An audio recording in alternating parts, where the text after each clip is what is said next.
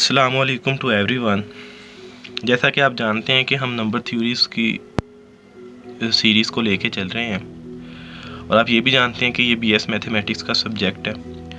तो आज हम उसका एक थ्योरम करने जा रहे हैं। वो थ्योरम ग्रेटेस्ट कॉमन डिवाइज़र से है। Given that A and B are not both of which zero there exist integer A X and Y such that GCD of A B is equal to A x plus B Y. वो कह रहा है कि मेरे पास दो integer हैं, दोनों non zero हैं, और फिर हमारे पास दो इंटीजर एग्जिस्ट करेंगे X and Y such that GCD of A B equal to X plus B Y. इस थ्योरम को स्टार्ट करने से पहले हमें पता होना चाहिए कि GCD ऑफ ए बी है क्या। कहता है GCD किसका मुख़फ़फ़ है? Greatest common divisor. Let A and B given integer not both are zero then greatest common divisor of A and B denoted by GCD of A B, जिसको हम denote कर सकते हैं किससे? GCD of A B is the positive integers. ये कैसा integers है? Positive integer सारे का सारा, जिसको हम D कह सकते हैं। D सेटिस्फाइंग दो प्रॉपर्टी सेटिस्फाई करेगा। ये कौन सी? D divides A and D divides B, के जो मेरे पास दो इंटीजर थे A एंड B, उन दोनों को डिवाइड करेगा D क्या है? Greatest common divisor. दूसरी प्रॉपर्टी क्या है कि C कोई कॉमन डिवाइज़र हो, वो डिवाइड करे A को, वो डिवाइड करे B को, देन फिर क्या होगा? C less than equal to D, कि जो ये कॉमन डिवाइज़र है वो लेस हो जाएगा किससे? D ग्रेटेस्ट कॉमन डिवाइज़र से। ये है मेरे पास ग्रेटेस्ट कॉमन डिवाइज़र। अब मैं अपने थ्योरम को स्टार्ट करने जा रहा हूँ। प्रूफ डिफाइन, मैं एक सेट डिफाइन करता हूँ जिसके अंदर एलिमेंट में रखता हूँ AU प्लस BV इस फॉर्म के, और U और V। ठीक हो गया? इधर क्या है मेरे पास? U और V दोनों इंटीजर मेरे पास किससे बिलोंग करेंगे? Z से। और ये किस तरह के होंगे? AU plus BV greater than 0। अब मैं कहता हूँ if A is not equal to 0, क्योंकि मैंने कहा था कि not both of 0। If A is not equal to 0 then noted that, अगर A इक्वल टू 0 नहीं तो मैं ये कह सकता हूँ कि जब मैं इसका मॉड लूँगा वो इक्वल टू 0 हो जाएगा। और मैं इसको इस तरह भी लिख सकता हूँ कि A के मॉड को अगर मैं चाहूँ A U plus B dot 0। ठीक हो गया है? मैं पॉसिबिलिटी लेके चल रहा हूँ ना, A मॉड। अब A का मॉड जब कह दिया ये तो 0 नहीं हो सकता, इसका मतलब B डॉट जो V है मेरे पास, जो B के साथ मल्टीप्लाई हो रहा है, उसको मैं 0 लिख सकता हूँ। ठीक हो गया? अब if A greater than 0, possibility बताने लगा हूँ A की। इफ़ A ग्रेटर देन 0, क्यों मैंने कहा A is not equal to 0? If A is equal to 0 greater than 0 then take, अगर ग्रेटर देन 0 है तो मैं U इज इक्वल टू 1 ले सकता हूँ, क्योंकि A ग्रेटर देन 0 है तो U को मैं 1 लूँगा तो वो क्या बन जाएगा मेरे पास? 0 से बड़ी फॉर्म ही बनेगी। ठीक हो गया? एंड इफ़ अगर A इज़ लेस देन 0, अगर A लेस देन 0 है तो then take U is equal to -1। अगर A लेस देन 0 है तो U को मैं क्या करूँगा? -1 लूँगा, क्योंकि A लेस देन 0 है, वो भी माइनस में चले जाएगी, ये भी माइनस में, दोनों प्लस होके फिर पॉजिटिव में आ जाएगी। ठीक हो गया? अब इसका मतलब है कि मेरे पास जो S है वो नॉन एम्प्टी सेट है, तो मैं कह सकता हूँ S is a non empty set, क्योंकि मैंने बताया था पहले भी कि कोई सेट लेते हैं सबसे पहली चीज़ होती है उसको नॉन एम्प्टी सेट प्रूव करना, इसलिए मैंने इसको नॉन एम्प्टी सेट प्रूव किया। अब मैं कहना चाह रहा हूँ by using well order property. ये मैंने सबसे पहले की थी उसमें थ्योरम के अंदर, जो मैंने स्टार्ट में थ्योरम करवाया था ना आपको, उसके अंदर ये मैंने यूज़ की थी। ठीक हो गया? वेल ऑर्डर प्रॉपर्टी ये क्या कहती है कि कोई भी मेरे पास सेट है तो उसका एटलीस्ट मिनिमम एलिमेंट बिलोंग करना चाहिए उस सेट में से। तो S must contain a least element. कहता है S मेरे पास सेट है, वो लाजमी एक लीस्ट एलिमेंट रखता है, जिसको वो कहता है कि वो D है, वो किससे बिलोंग करेगा? S से।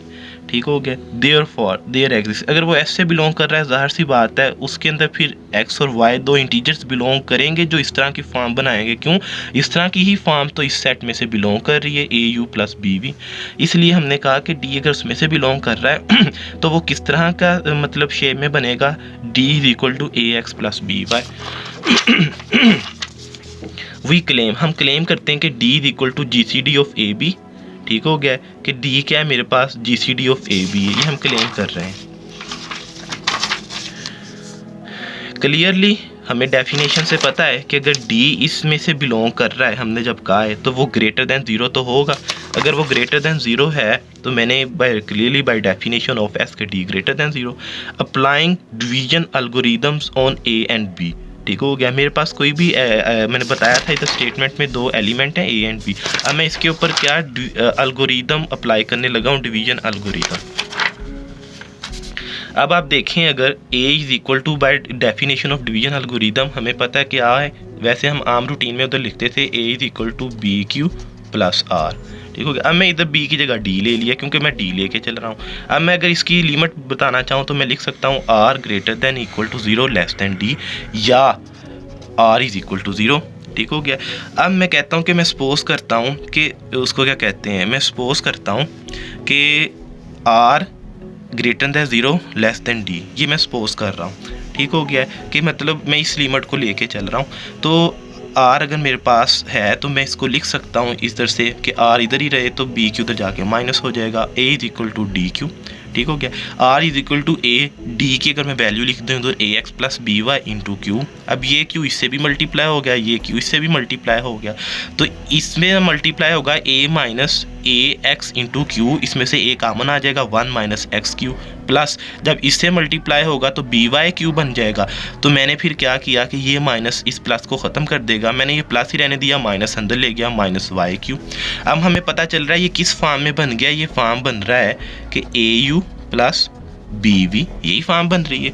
तो इसका मतलब हमने कहा था कि सबसे जो लीस्ट एलिमेंट है वो डी है जो इस सेट में से बिलोंग कर रहा है, लेकिन इसमें एक और एलिमेंट आ गया उससे भी कम जो आर, और वो बिलोंग कर रहा है एस से, और R is less than D हो गया। लेकिन हम ऑलरेडी कह चुके थे कि डी से लीस्ट एलिमेंट कोई भी नहीं होगा इसके अंदर। यहाँ पे था कि मैंने जो चॉइस ली ना R is less than D, वो नहीं होनी चाहिए थी। क्यों?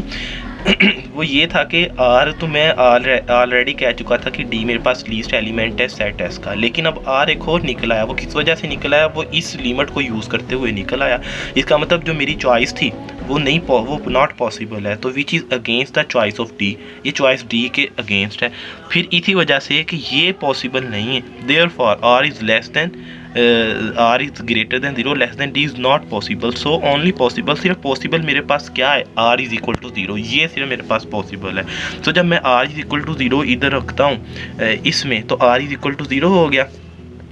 ये जो इक्वेशन थी a is equal to b, क्या कहते हैं, a is equal to D Q plus r, जब मैंने आर इसमें रखा तो ये आर 0 हो गया, बाकी क्या रह गया, a is equal to D q. तो a is equal to D q यहाँ से पता चलता है by definition of divisibility d divide करता है ए को।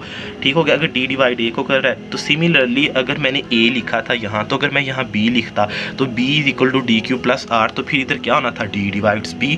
ठीक हो गया। इसी तरह आपने खुद कर लेना है कि डी डिवाइड्स बी सिमिलरली। ठीक हो गया। ए बी, तो लेट सी बी या any positive common divisors of A and B by definition of greatest common divisor, कि सी कोई कॉमन डिवाइजर हो तो सी डिवाइड करेगा ए को, सी डिवाइड करेगा बी को। यही मैंने बताया कि कोई कॉमन डिवाइजर है तो c let C be any positive common divisor of A and b, so c divides a and c divides b. तो by definition of divisibility property 7th कि अगर कोई भी, अगर मैं आपको अभी दिखाऊं तो आपको पता चल जाएगा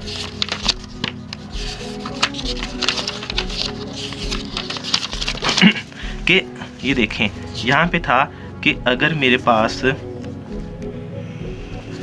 ये देखें a divides b and a divides c then a divides b x plus c. So इसी तरह अगर मेरे पास a की जगह d हो तो b की जगह a हो तो c की जगह b हो, तो ये मेरे पास बन जाता है c divides a and c divides b, तो c डिवाइड्स ए एक्स प्लस बी वाई। ठीक हो गया। तो ये ए एक्स प्लस बी वाई मैंने किसके इक्वल लिखा था, ये मेरे पास डी के इक्वल था, तो मैं कह सकता हूँ c divides d by property of 7th। तो इसका मतलब कि सी अगर मैं इधर से ये लिखूँ कि सी का mod is less than equal to D, तो C less than equal to D, ये कैसे लिखा, ये मेरे पास आपको पता है कि अगर c divides a and c divides b और डी डिवाइड्स बी ए और डी डिवाइड्स बी बी, तो मैं लिख सकता हूँ कि सी ये जो कॉमन डिवाइजर है ये लेस दैन इक्वल टू होगा ग्रेटेस्ट कॉमन डिवाइजर से। सो मैंने इसी प्रॉपर्टी को यूज़ करते हुए लिखा कि c is less than equal to d, then prove हो गया कि डी मेरे पास क्या है, greatest common divisors of A and b. तो मैं फिर ग्रेटेस्ट कॉमन डिवाइजर्स को लिख सकता हूँ g c d of A B is equal to A x plus B y. यही हमने थ्योरम को प्रूव करना था। आई होप कि आपको इस थ्योरम की समझ लगी होगी। Thanks for watching my video.